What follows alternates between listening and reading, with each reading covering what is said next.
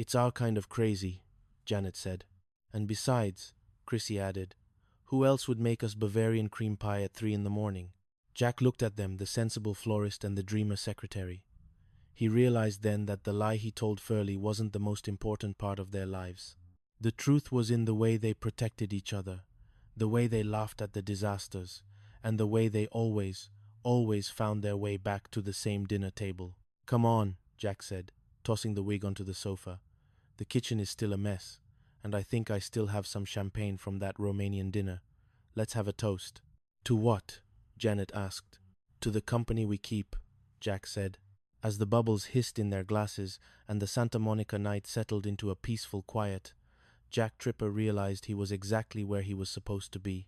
He was a chef, a roommate, a protector, and occasionally a Jacqueline. But mostly, he was home. Chapter 6. The secret ingredient is trouble. Morning light in Santa Monica had a way of forgiving the previous night's sins, but it couldn't fix a broken oven. Jack stared at the ancient appliance in their kitchen. It had emitted a final, tragic wheeze before surrendering to the void. For a chef, a broken oven was like a painter losing his brushes, or in Furley's case, a landlord losing his favorite velvet ascot. It's dead, Janet, Jack said, poking a burner with a wooden spoon. Totally, completely, culinarily deceased. Janet looked up from the flower arrangement she was working on. Can we fix it? Only if we have a time machine and a contact in a 1950s appliance factory. We need a new one. But new ovens cost money, and our rent fund just went to buying Furley's goodwill and a watch for me. There's the Chef of the West competition, Chrissy said, popping into the kitchen with a newspaper. Look, first prize is a state-of-the-art kitchen suite, or $500 cash. Jack's eyes lit up.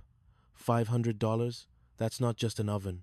That's an oven, a stand mixer, and enough copper pans to make me look like a professional. But as he read the fine print, his face fell. The final round is televised. Local cable, Channel 12, and the guest judge is Ralph Furley?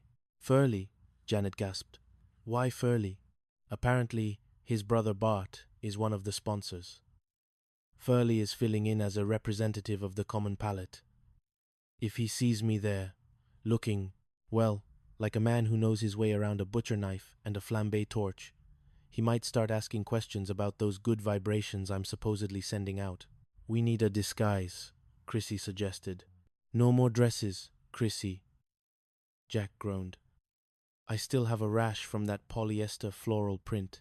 What if you're not Jack? Janet said, her mind working through the logic.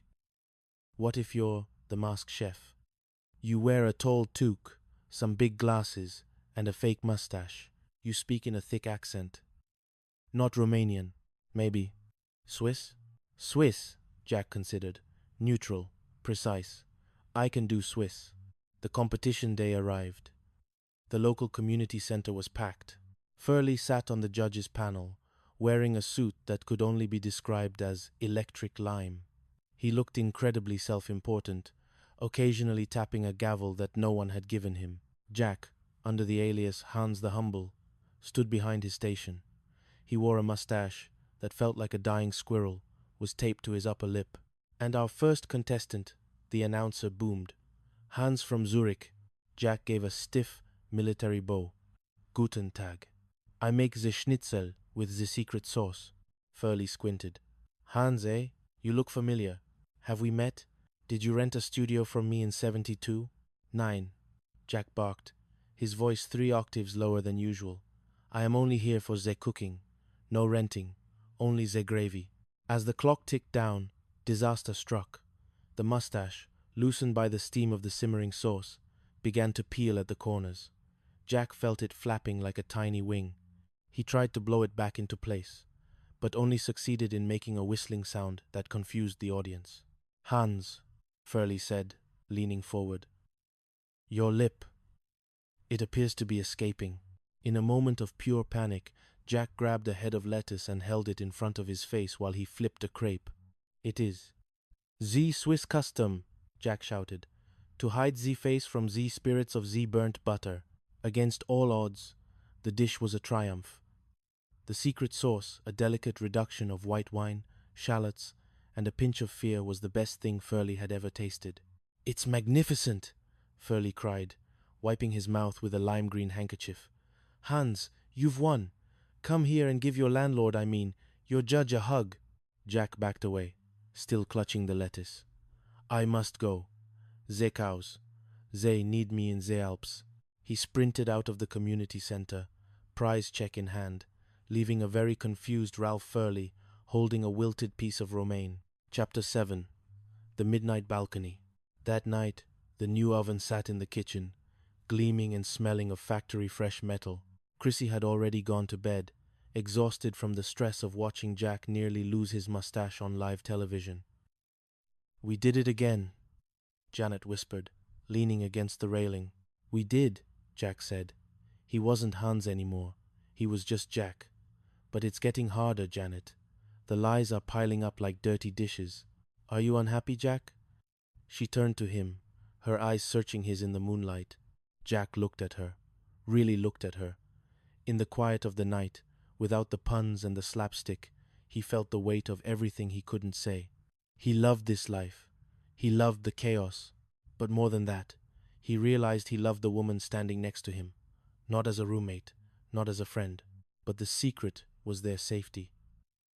If he told her, the glass sculpture would finally shatter, the landlord would find out the truth, the arrangement would end, and he might lose her forever. "I'm not unhappy," Jack said, his voice barely a whisper. "I'm just lucky. I have the best view in Santa Monica." He wasn't looking at the ocean. Janet smiled, a soft, knowing expression that made Jack's heart ache. "Get some sleep, chef. You have to break in that new oven tomorrow." She walked back inside, leaving Jack alone with the stars and the sound of the waves.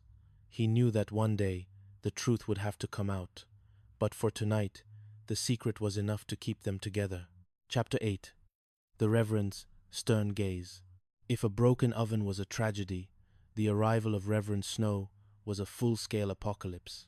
Chrissy's father was a man who believed that morality was a razor-thin line, and any step to the left or right resulted in immediate perdition. He had arrived unannounced, his suitcase heavy with religious tracts, and a very firm conviction that his daughter was living in a sanctuary of virtue. "Reverend Snow," Jack had gasped when he opened the door, nearly dropping the frying pan he was cleaning. What a spiritual surprise. "Tripper," the Reverend said, peering over his spectacles. "I trust you are still maintaining the decorum we discussed?" "Oh, absolutely," Jack said, his voice rising an octave. "I've been interior decorating. We're thinking of mauve for the hallway. It's so calming." The charade had to be perfect. For the next 3 days, Jack was the most refined man in California.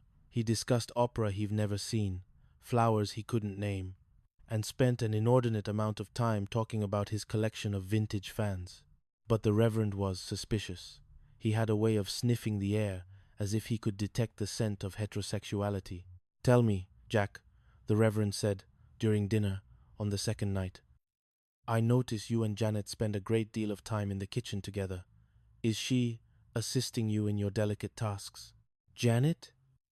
Jack laughed nervously, nearly choking on his peas. "Oh, no. She's just the muscle. She carries the heavy pots. I find her so robust." Janet kicked him under the table. "I'm just glad Chrissy has such a safe companion," the Reverend continued, his eyes drilling into Jack. "In a world full of predatory men, you are a breath of fresh air, Tripper, a slightly perfumed breath of fresh air."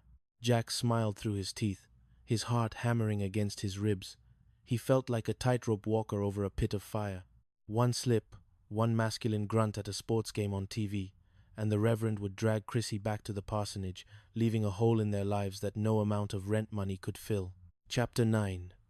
The Rival in the Garden. The Reverend had finally departed, leaving the apartment in a state of collective exhaustion. But for Jack, there was no rest. A new threat had appeared, and this one didn't wear a clerical collar. His name was Gregory. He was a landscape architect who had wandered into Janet's flower shop and, according to Chrissy, swept her off her sensible feet. "He's so sophisticated, Jack," Chrissy said, leaning over the counter as Jack prepped a salad. And he drives a car that doesn't make that clicking sound yours does. Jack chopped a cucumber with unnecessary violence. Latin names? Big deal. I know the French names for every sauce. You don't see me bragging about my beurre blanc. I think he's going to ask her out for a real date, Chrissy continued, oblivious to the storm brewing in Jack's chest. A gala at the Botanical Gardens. Jack's world narrowed. He pictured his Janet, walking through a moonlit garden with a man who probably used words like serendipity and foliage without irony. When Gregory finally showed up at the apartment to pick her up, he was exactly what Jack feared. Tall, tan, and wearing a tuxedo that actually fit. You must be the roommate, Gregory said, offering a hand that felt suspiciously like it had never scrubbed a grease trap. And I've heard about your plants, Jack replied, his smile tight. Very green, very vertical. Janet emerged from her room, looking breathtaking in a floor-length emerald dress.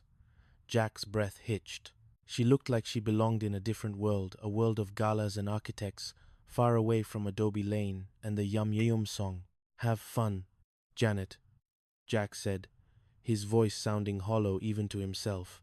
We will, Gregory said, placing a possessive hand on the small of her back. I have a table reserved near the orchids. As the door closed, Jack sank into his chair. The apartment felt suddenly, oppressively quiet. Jack, Chrissy said, sitting beside him. You're making that face again. What face? The one you make when you burn the chocolate. The everything is ruined face. Everything is ruined, Chrissy, Jack whispered. He knows the Latin names. I don't stand a chance against Latin.